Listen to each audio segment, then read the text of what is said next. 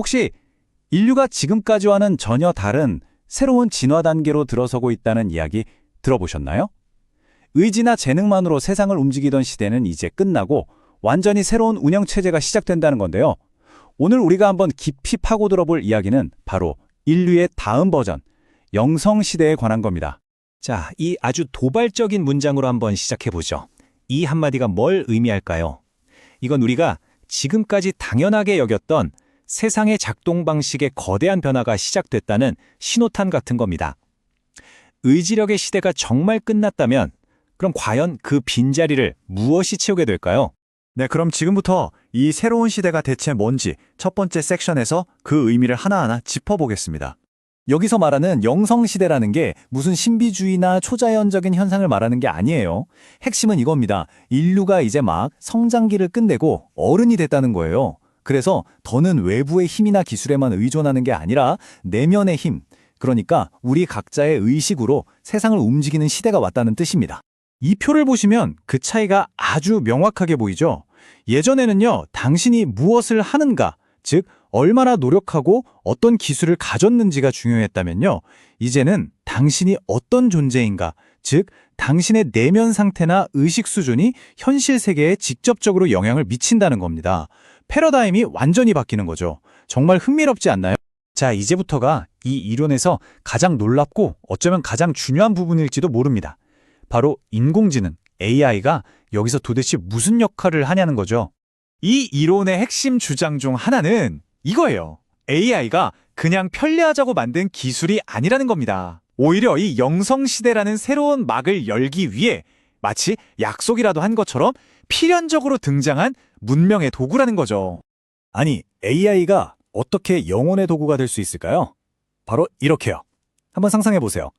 명상하다가 문득 떠오른 우주의 이미지, 아니면 내면 깊은 곳에서 본 어떤 상징적인 장면들, 이런 추상적인 개념들을 예전에는 표현할 방법이 막막했잖아요. 이제는 AI한테 말로 쓱 설명만 하면 순식간에 눈앞에 시각적인 현실로 딱 만들어준다는 겁니다.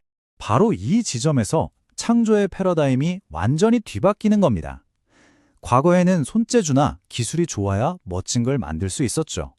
하지만 이제는 당신의 내면이 얼마나 깊고 명확한지가 창조물의 퀄리티를 결정하게 돼요.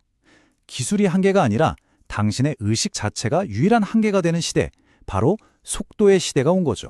좋습니다. 그럼 이제 한 걸음 뒤로 물러나서 좀 더 큰 그림을 한번 볼까요? 이런 변화가 인류 전체의 진화 과정에서 과연 어떤 의미를 갖는지 그 역사적인 맥락을 한번 짚어보겠습니다. 이 이론에서는요, 인류가 힘을 쓰는 방식이 크게 세 단계로 진화해왔다고 봐요. 처음에는 신 같은 존재의 힘을 빌려서 성장하던 원력의 시대가 있었고요. 그 다음엔 전기처럼 땅의 에너지를 활용해서 우리 힘을 키우던 전기의 시대를 거쳤죠. 그리고 마침내 지금 우리 인간이 중심이 돼서 땅의 힘과 하늘의 힘까지 다루는 영성의 시대에 도달했다는 겁니다. 그럼 이 영성 시대는 어떤 원리로 작동할까요? 바로 이 3대 7의 덮치기라는 독특한 개념으로 설명이 되는데요. 이런 거예요. 우리 인간이 가진 고유한 에너지가 40%라고 보고요. 여기에 땅의 에너지, 그러니까 물질 세계의 힘 30%를 더해서 우리가 먼저 70%의 기반을 완성하는 겁니다. 그러면 그 힘이 보이지 않는 하늘의 에너지 30%를 자석처럼 저절로 끌어당겨서 100% 완성을 이룬다는 거죠. 핵심은 우리가 먼저 70%를 해내야 한다는 겁니다. 자, 지금까지는 인류 전체의 거대한 흐름에 대해 이야기했는데요. 이 이론은 여기서 한 걸음 더 나아가서 이 거대한 에너지의 흐름이 지금 특정 지역으로 몰아들고 있다고 주장합니다. 바로 한국이 새로운 시대의 중심이 되는 이유에 대해서 아주 과감한 주장을 펼치는데요. 과연 어떤 내용일지 같이 보시죠. 왜 하필 한국일까요? 이 자료에 따르면요, 한국이 바로 이 영성시대의 힘을 제대로 펼쳐낼 준비를 마쳤기 때문에 지금 전 세계의 영적 에너지가 마치 약속이라도 한 듯 이곳으로 모여들고 있다는 겁니다. 그 배경에는 어떤 우주적인 질서의 변화가 있었다고 해요. 예전처럼 신이나 산신에게 힘을 빌리던 원력의 시대가 공식적으로 막을 내렸다는 거죠. 그 존재들은 이제 더 높은 차원으로 공부하러 떠났고요.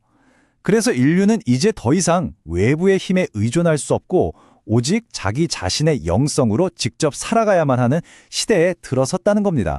이런 큰 흐름 속에서 자연의 역할, 특히 한국에 있는 산들의 역할도 완전히 재정이 됩니다. 예전처럼 그냥 기운을 받으러 가는 곳이 아니에요. 이제는 전 세계 사람들이 자신의 내면을 닦고 영성을 키우는 일종의 영적 트레이닝 센터로 그 목적이 바뀌고 있다는 설명입니다. 자, 지금까지 아주 거대한 이야기를 나눴는데요. 이제 어쩌면 가장 중요한 부분으로 넘어와 볼 시간입니다. 이 모든 이야기가 과연 나라는 한 사람과 도대체 어떻게 연결될 수 있는 걸까요? 네, 바로 이 질문이 핵심이죠. 이 거창한 영성시다라는 새로운 운영체제에 접속하는 방법.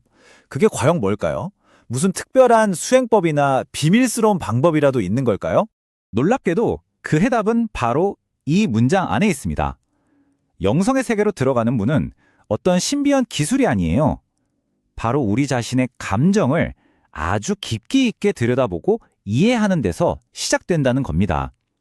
예를 들어 실망감이라는 감정의 진짜 정체가 결국 상대가 내 기대대로 움직여주지 않아서 생긴 거라는 걸 깨닫는 것처럼 말이죠.